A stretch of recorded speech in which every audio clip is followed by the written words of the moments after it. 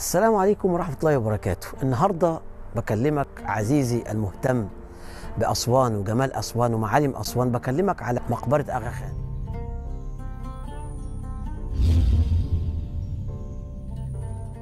مدينة أسوان بتشهد يوم الأحد اليوم إقامة جنازة رسمية لتوديع الأمير كريم الحسيني أغا خان، الأغا خان الرابع والإمام ال49 للطائفة الإسماعيلية، واللي مساء الثلاثاء بمدينة لشبونة البرتغالية، وتم نقله في أسوان لدفنه فيها، طبعا عشان يلحق بمقبرة جده الأغا خان الكبير اللي مدفون في أسوان هو وزوجته البيجوم.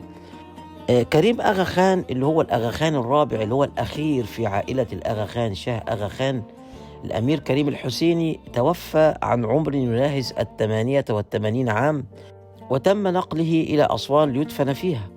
ولد الكريم أغا خان في سنة 1936 13 ديسمبر في سويسرا، وأصبح الزعيم الروحي لطائفة الإسماعيليين وهو في 20 من عمره، عندما كان طالبا بجامعة هارفارد، حيث خلف جده السير سلطان محمد شاه أغا خان، والذي دفن في ضريح أغا خان الشهير بمدينة أسوان. وأقام الحسيني إمبراطورية ضخمة أنفقت مليارات الدولارات الأموال الخيرية في بناء المنازل والمستشفيات والمدارس في البلدان النامية، بخلاف نشاطاته المتعددة التي كونت ثروة قدرت بنحو 13.5 مليار دولار. ومقبرة الأغا خان في أسوان هي مقبرة مخصصة لأسرة الأغا خان زعماء الطائفة الإسماعيلية. أما في هذا الفيديو يا سادة فسوف نتحدث مع حضراتكم عن مقبرة الأغا خان التي في أسوان، والتي جيء بجثمان كريم أغا خان ليدفن فيها مع جده وزوجة جده البيجوم أم حبيبة في أسوان.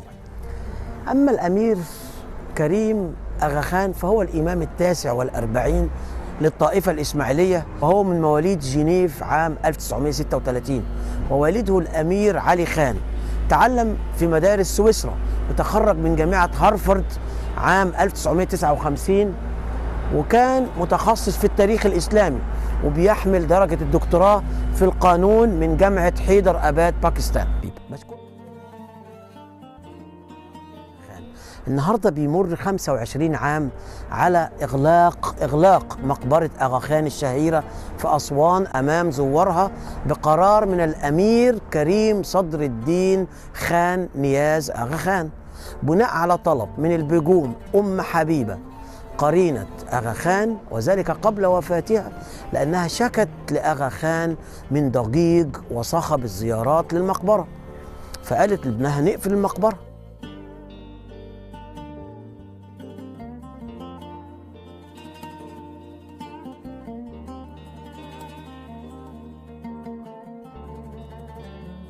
طيب للي ما يعرفش أغا خان بقى في أسوان، عايزين نكلمه نعرفه من هو أغا خان. الحقيقة إن أغا خان وهو السير سلطان محمد شاه الحسيني إمام طائفة الشيعة الإسماعيلية النزارية، عاشق هو وزوجته البيجوم أم حبيبة أسوان وجمال طبيعتها، وكانت المدينة اللي بيسترد أغا خان فيها صحته بسبب معاناته المتكررة من التهاب في المفاصل والروماتيزم، وتكررت الزيارات بناء على نصيحة أحد حكماء النوبة له بتجربة الدفن في الرمال، ولأن الطبيب كمان كان نصحه كده، الطبيب اللي كان بيعالجه، اللي هو يدفن نفسه جسمه في الرمال بتاعت أسوان، الرمال الجميلة بتاعت أسوان. وبتكشف الوقائع عن طلب أغا خان من الرئيس الأسبق جمال عبد الناصر شراء جبل أسوان الغربي ليعيش فيه ويدفن فيه، إلى أن عبد الناصر قام بإهداء قطعة الأرض في الموقع ذاته تقديرا لمكانته الدولية، فقد كان يتبعه الملايين من طائفة الشيعة الإسماعيلية من المسلمين حول العالم. وكان أغا خان قد مثل وطنه الهند في عصبة الأمم المتحدة، منظمة الأمم المتحدة حاليا، اللي تقلد منصب أمينها العام في الفترة من 1934 ل 1937. أول يوم في الدراسة يعني كنت شاعرة بالوحدة.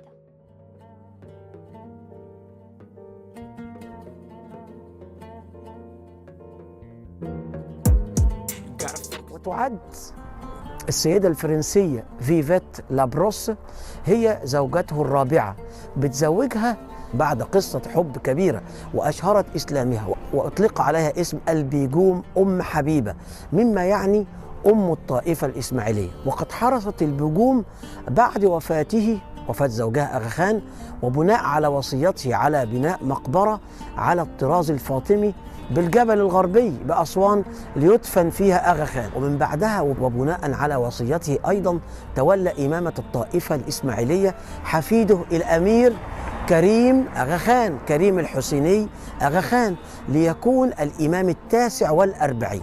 طب هو عنده ولد تاني اسمه، ما تنسوش اسمه، علي أغا خان، اللي هو اتجوز مع الممثلة ريتا هاورد. بنتكلم في 15 ديسمبر 1996 كان الأمير كريم بيزور زوجة جده البيجوم التي كانت حريصة على قضاء أشهر الشتاء في أسوان في فيلا دار السلام، في فيلا بتاعتهم هناك اسمها دار السلام اللي بناها الأغا خان هناك. وتصادف وصوله مع بداية زيارة لمجموعة من الطلبة للمقبرة، وكانت المجموعة في حالة صخب شديد، مما دفع البيجوم لمطالبة الأغا خان الحفيد بإغلاق المقبرة أمام الزوار، واستجاب لها لتظل مغلقة حتى اليوم. بكلمكم النهاردة في 2022 في يناير، المقبرة مغلقة لغاية النهاردة. طيب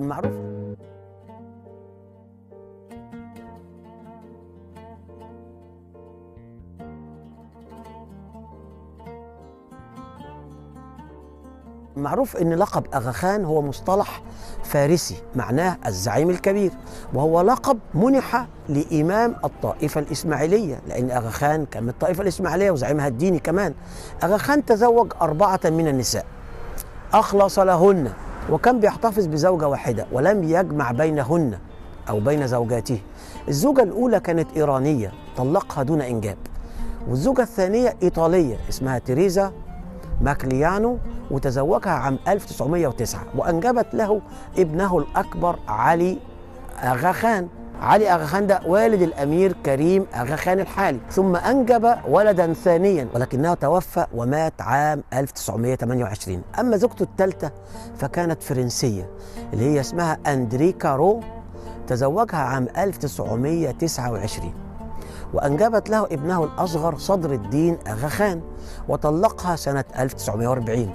أما آخر زوجاته بقى فهي البيجوم أم حبيبة، وهي فرنسية الجنسية، ونالت لقب ملكة جمال الريفيرا سنة 1930. أبوها والدها كان بيعمل سواق للترماي، أما والدتها فكانت خياطة متمرسة، يعني من أسرة على قدها، تقدم خدماتها للنخبة الفرنسية. وقد اقترن بها بعد قصة حب عام 1942، وكانت تلازمه في رحلاته، واتفقا على حب مصر وأسوان. السلطان محمد شاه أغا خان توفى بأسوان ودفن بأسوان في 11 يوليو 1957 في فيلته التي يملكها في أسوان. البيجوم بقى بعد ما هو مات، بعد ما جوزها الأغا خان مات، تعهدت البيجوم اللي هي حبيبة زوجته الفرنسية ببناء مقبرته الشهيرة التي صممها ونفذها شيخ المعماريين العرب ورائد العمارة الإسلامية فريد شافعي الله يرحمه، أستاذ العمارة في مصر ذلك الوقت، الذي جعل من المقبرة تحفة معمارية ومزارا سياحيا هائلا. وإن الأغا خان دفن في ضريحه بعد عامين من وفاته بإغلاق المقبرة أمام الزوار، واستجاب لها لتظل مغلقة حتى اليوم. بكلمكم النهاردة في 2022 في يناير، المقبرة مغلقة لغاية النهاردة. والد الأغا خان هو الأمير أغا علي شاه، تزوج من الأميرة نواب علي شمس الملوك عام 1867، وعاش في مدينة كراتشي، يعني الجد بقى الكبير كان قاعد في مدينة كراتشي، وأنجب محمد شاه أغا خان. محمد شاه أغا خان في نوفمبر 1877، وبعد 8 أعوام توفى والده، وترعرع أغا خان في الهند، حيث تعلم تاريخ إيران التي ترجع له أصوله، وتعلم اللغات الفارسية والعربية والإنجليزية والفرنسية. ولما بلغ 16 سنة تولى مسؤولية شؤون الطائفة الإسماعيلية. البيجوم بقى زوجته البيجوم أم حبيبة من بعد وبعدين عايز اقول لكم ام حبيبه ليه سميت ام حبيبه. على فكره ده الاسوانيين هم اللي سموها ام حبيبه، لانها كانت بتعطف عليهم كتير.